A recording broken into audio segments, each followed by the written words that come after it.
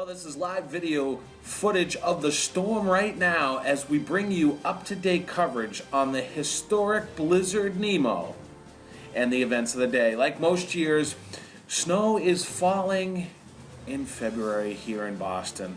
Roads are emptying out now as drivers heed an order issued by Governor Patrick that all vehicles be parked by 4 p.m.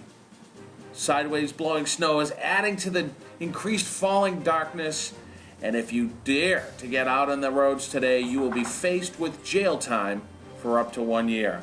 From New Jersey to Maine, shoppers crowded into supermarkets and hardware stores to buy food, snow shovels, flashlights, as well as generators, something that has become a precious commodity after Superstorm Sandy in October.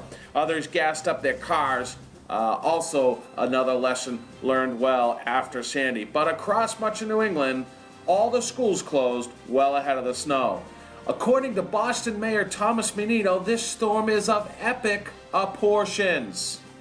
The storm is so enormous that the National Weather Service created a naming committee with congressional approval and bureaucratic oaths, coined the storm after Nemo.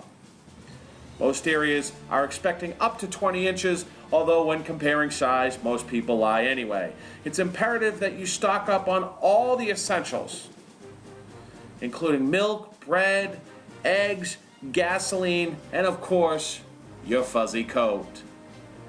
Let you not be without just a little bit of something to drink as well. Reporting live here from a bunker in California, I'm reporter Sean Carpenter. Back to you.